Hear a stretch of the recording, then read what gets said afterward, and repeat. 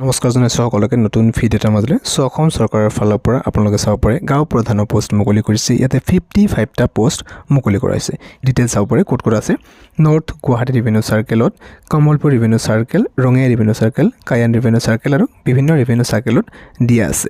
তাৰে আণ্ডাৰত ভিলেজসমূহ দিয়া আছে বা গাঁওসমূহ দিয়া আছে, মৌজা দিয়া আছে আৰু ৰাইট ছাইডত একেবাৰে ভেকেঞ্চি কোনকেইটা গাঁৱত কোন গাঁৱত কিমানটা আছে আৰু ৰেভিনিউ চাৰ্কেলত কিমানটা আছে সেইবিলাক দিয়া আছে। মান্থলি ইয়াতে 14,000 ৰুপিজকৈ লাভ কৰিব যিসকলে চিলেক্ট হ'ব। কোৱালিফাইং এজৰ ক্ষেত্ৰত কৈছে, যিহেতু এইটো গাঁও প্ৰধানৰ পোষ্ট হয়, মিনিমাম 30 বছৰ ইয়াতে হ'বই লাগিব। বয়সটো আপোনালোকৰ মেট্ৰিকৰ এডমিট কাৰ্ড নাইবা বাৰ্থ চাৰ্টিফিকেট হিচাপে চোৱা হ'ব। এতিয়া চাওঁ হওক এডুকেশ্যনেল কোৱালিফিকেশ্যন কি বিচাৰিছে।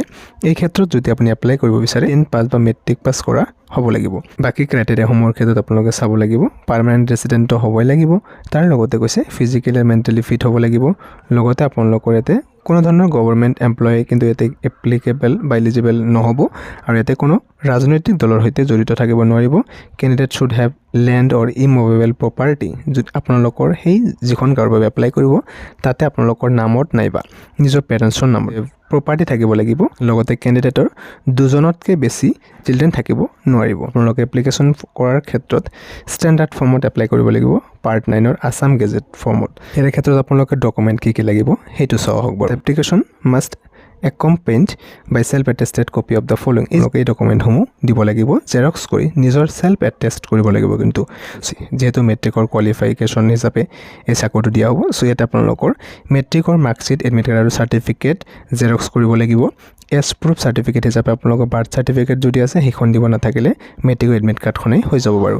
তাৰপিছত 3 কপি পাছপৰ্ট চাইজ ফটোগ্ৰাফ দিব লাগিব হোৱাইট বেকগ্ৰাউণ্ডৰ সৈতে, PAN card, voter ID, small family norms, affidavit বা সেল্ফ ডিক্লেৰেশ্যন, মানে দুজনকৈ যে বেছি চিলড্ৰেন নাই তাৰে প্ৰমাণ হিচাপে সেল্ফ ডিক্লেৰেশ্যন দিব লাগিব। এইখন আপোনালোকে গুগলৰ পৰা ডাউনলোড কৰি ল'ব পাৰিব নাইবা নিজে লিখি দিলেও হৈ যাব বা নিজে টাইপিং কৰি তাতে লিখি দিলেও হৈ যাব। নেক্সট ইয়াতে জমাবন্দী চাৰ্টিফিকেটখন দিব লাগিব, মৌজাদাৰ চাৰ্টিফিকেট দিব লাগিব। যিখন গাঁৱৰ বাবে গাঁও প্ৰধানৰ পোষ্টৰ বাবে এপ্লাই কৰিছে সেইখন গাঁৱৰ আপুনি পাৰ্মানেণ্ট ৰেচিডেণ্ট হয় বুলি। লগতে অসমৰ স্থায়ী বাসিন্দা হিচাপে PRCখনটো লাগিবই। সেল্ফ ডিক্লেৰেশ্যন দিব লাগিব যে আপুনি কোনো ধৰণৰ পলিটিকেল পাৰ্টিৰ সৈতে জড়িত নহয় নাইবা গভৰ্ণমেণ্ট এমপ্লয় নহয়। বাকী যায় ক্লিয়াৰেঞ্চ চাৰ্টিফিকেট, এইখন আপোনালোকে দিব লাগিব, যিখন আপোনালোকে চাৰ্কেল অফিচৰ পৰা বনাই ল'ব পাৰিব। কাষ্ট চাৰ্টিফিকেট যদি কোনো কেটেগৰীৰ পৰা হয় দিব লাগিব। এপ্লাই কৰাৰ লাষ্ট ডেটটো 20 আগষ্টলৈকে ৰখা হৈছে আৰু এইটো এপ্লিকেশ্যন কিন্তু ইতিমধ্যে আৰম্ভ হৈ গৈছে। ইয়াতে আপোনালোকৰ চিলেকশ্যন প্ৰচেছটো কেনেকৈ হ'ব বাৰু সেইটো জানি লওক। চাওক ইয়াতে আপোনালোকৰ কোনো ধৰণৰ ৰিটেন টেষ্ট লোৱা নহয়, ভাইভা ভইচ টেষ্ট নাইবা এটা ইণ্টাৰভিউ লোৱা হ'ব। সেই ইণ্টাৰভিউৰ দ্বাৰা আপোনালোকৰ চিলেকশ্যনটো লাভ কৰিব আৰু কেতিয়া ইণ্টাৰভিউটো লোৱা হ'ব পৰৱৰ্তী সময়ত আপোনালোকে জানিব পাৰিব যদি আপোনালোকে www.kamrup.assam.gov.in এইটো অফিচিয়েল ৱেবছাইটত সঘনাই ভিজিট কৰি থাকিব। আপোনালোকে ইয়াতে পাই যাব নাইবা আপোনালোকে ডিষ্ট্ৰিক্ট কমিশ্যনাৰ কামৰূপ আমিনগাঁও ইয়াতে আপোনালোকে গ'লেও পাই যাব। যেতিয়া আপোনালোকৰ ইণ্টাৰভিউ হ'ব তেতিয়া আপোনালোকে যিবিলাক ডকুমেণ্ট ছাবমিট কৰিলে সেই ডকুমেণ্টসমূহ অৰিজিনেল আৰু লগতে আপোনালোকৰ ফটোকপি বা জেৰক্স কৰিও লৈ যাব লাগিব যেতিয়া ইণ্টাৰভিউৰ বাবে মাতিব। এপ্লাই কৰাৰ বাবে এপ্লিকেশ্যন ফৰ্ম হৈছে এইখন, ষ্টেণ্ডাৰ্ড ফৰ্ম অফ এপ্লিকেশ্যন। এইখনত আপোনালোকে ফিল আপ কৰিব লাগিব, ফটো এক কপি লগাই দিব। এই ডকুমেণ্টবিলাক যে হ'ল সেইসমূহ ক'ত পঠিয়াব সেই এড্ৰেছটো এতিয়া চাই লওক।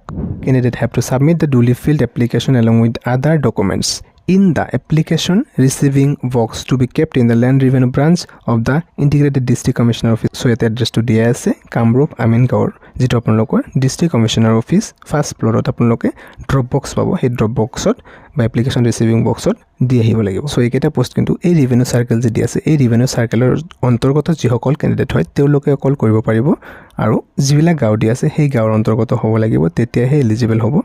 আশা কৰোঁ সকলোখিনি ডিটেইলছ ভালদৰে বুজি পাইছে।